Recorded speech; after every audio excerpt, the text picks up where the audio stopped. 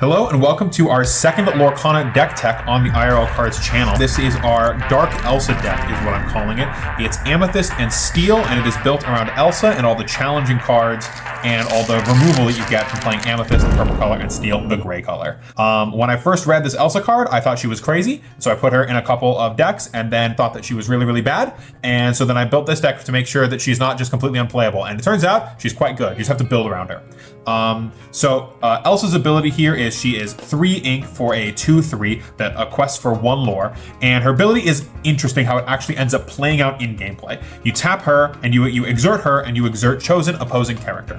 So on your turn, you exert her, and then their thing is exerted, and then on their turn they untap it, and they can just do whatever they want with it. So that's not good because you didn't do anything like that.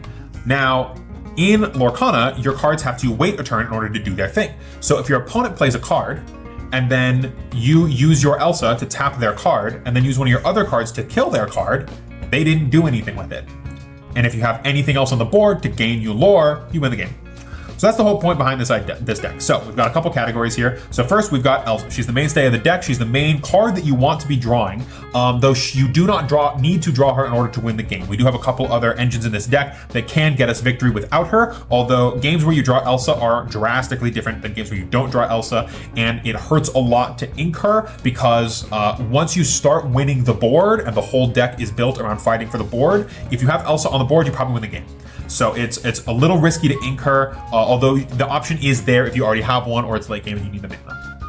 Next up, we've got our challengers. We've got our 2 mana Prince Eric, our 1 mana Captain Hook, and our 4 mana Jafar. So Captain Hook here is a 1 mana 1/2 that quests for 1 and challenges as a 2/3. So when he attacks, he's a 3/2 into their thing, which will kill most things at low levels, which is great because he's a 1-drop that trades pretty favorably into almost anything.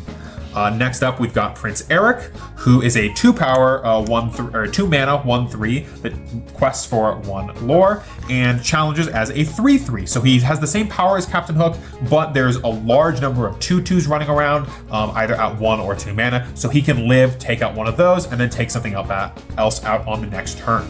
So Prince Eric is quite useful. Next up, we've got the big man Jafar. He costs 4 mana, but he challenges as a 5/5. He's normally a 2/5, quests for 1 lore, and he gets challenger +3. So he attacks as a 5/5. This kills almost anything in the game. This takes out the Aladdin, this takes out the big dragon Maleficent.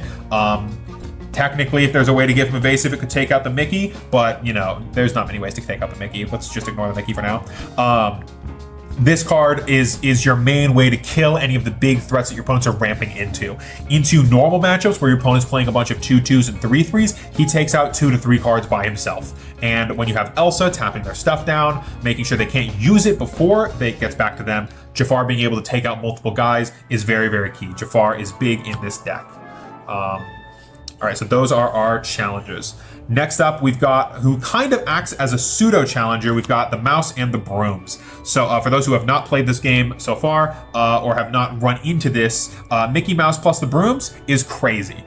So the Wizard Mickey is a 4 mana 3/4 that quests for 2 lore, which is incredibly relevant if you're trying to make those late game pushes, though I typically don't like to use him to quest because then he's weak to opponent's attacks. While he's on the board, you can pay 1 less for any of your broom characters, or magic brooms, and whenever one of your broom characters is banished in a challenge, either offensively or defensively, you can return that card to the hand. Now, if you have multiple Mickey Mouse on the board, our brooms only cost 2, so if you have 2 Mickeys on the board, they're now free. So you play the broom, and then you attack into your opponent's guy, it dies, and it comes back to your hand. The brooms are 2/2s, for 2 mana that quest for 1, and when they enter the battle, when you play them, you may shuffle a card from any discard into its player's deck. There's a couple reasons to be doing that against yellow decks.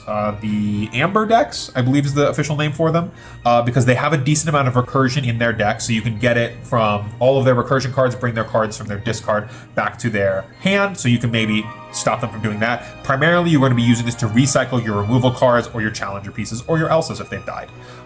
This loop of playing a magic broom, putting a useful card back into your deck, drawing it later on, then next turn, killing one of their 2/2s or just putting damage on them with a broom, Mickey returns it to hand, play it back out, is incredibly strong, especially when we have Elsa to allow all of their 2/2s or 3/2s or 4/2s to be viable to just die to the broom right away. If you have multiple brooms in rotation, you can spit out 4 damage for nothing if you have 2 Mickeys on board, or 2 mana if you have 1 Mickey on board.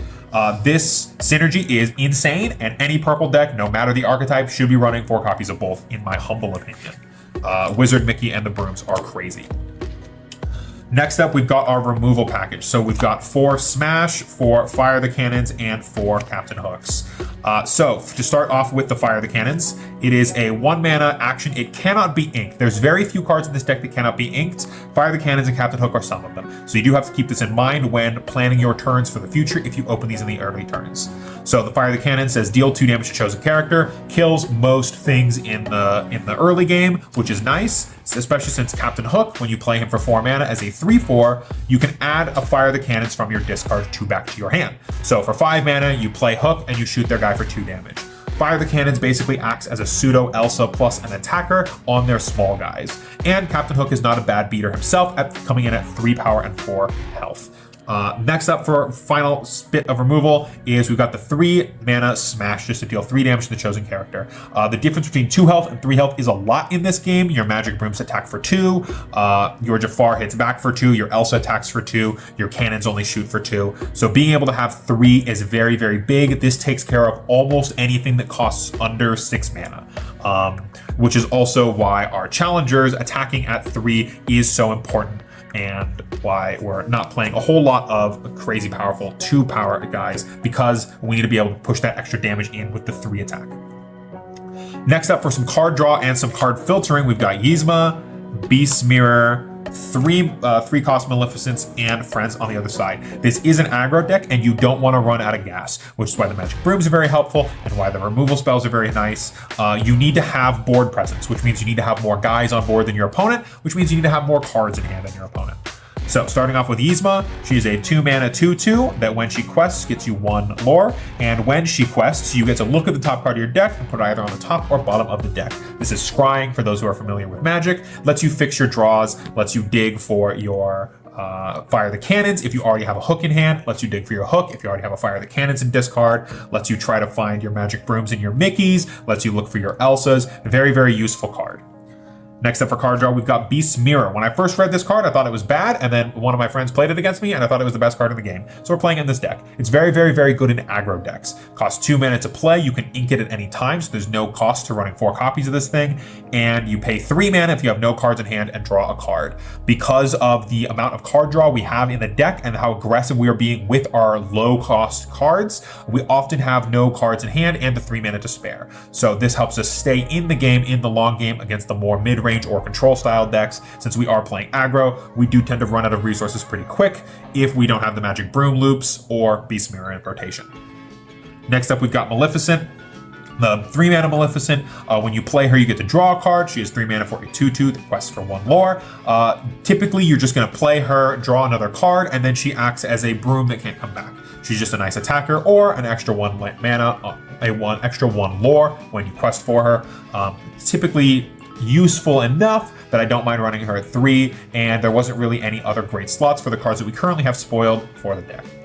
Next up, we've got Friends on the other side, the premier draw spell in Disney's Lorcana. This is a 3 mana song, so any of your 3 cost or higher cards can sing it. They don't commit to something. Elsa can sing it, Mickey can sing it, Jafar can sing it, Captain Hook can sing it. We've got plenty of singers in the deck for the 3 mana Friends on the other side, and when you play it, you draw 2 cards. Very useful to, again, keep on those cards in hand. Make sure you can keep on the gas. Next up, we've just got some bodies rounding out the last 60 cards of the deck. We've got 2 Hercules, 3 Small Maleficent, and 3 Goons. The Goons is in here, which is a very important option to be able to play instead of the Captain Hook. If you are going first, I like to play the Goons because it's a little safer, still gets you the 1 lore, and is harder to kill with the 2 toughness and the 2 power. If you're going second, I like to play Captain Hook because they will typically play a 1-drop. Then you can follow up with Captain Hook, and that puts a lot of pressure on them to not use that guy, or else it dies to Captain Hook. because his 3 power and often 2 toughness can keep him alive while killing their thing. So having the goons as an option for going first and Captain Hook as an option for going second is very, very nice. You can always keep the pressure on your opponent from as early as turn 1.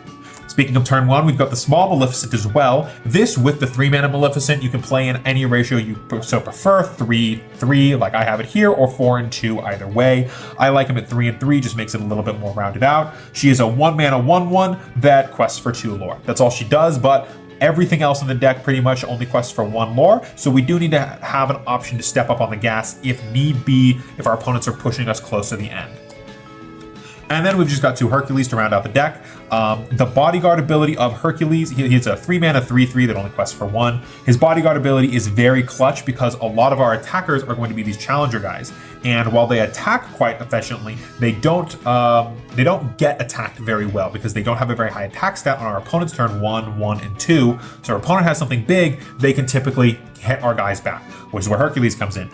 This character may enter play exerted, and opposing characters who challenge one of your characters must choose one with Bodyguard if able. So you can swing with all your small guys that are big while attacking, and then play Hercules, and then they can't attack your guys who are now small on your opponent's turn back unless they want to take the 3 damage from Hercules. The 3/3 stat on Hercules means that your opponents will have to send at least 1 thing, often 2, at him, and he will trade fairly favorably into most of the cards that are currently out. That's this deck. That's the 60 cards. It's basically 4 ofs a bunch of things, except we've got 2 Hercules and 3 of both Maleficents. Everything else is just a 4 of, just to find things as consistently as possible. You're trying to own the board. You don't really care about what's in your opponent's hand or how many items they're playing. You're just trying to fight for their board. Make sure that they have no heroes on their side of the board, through killing them with removal, smashing brooms into them, attacking them with challengers, and then when they play something new to add to their board to try and keep it alive, you tap it down with Elsa and kill it before it can quest for them or attack your guys back. Keeping your hand up with your draw cards and keeping you guys healthy with your removal spells when you need to, and rounding out the deck with some utility heroes on the back end.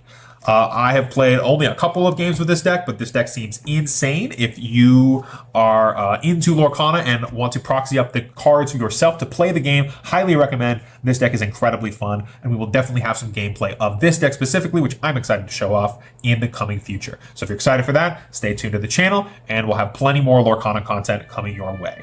And with that, we'll see you next time. Peace.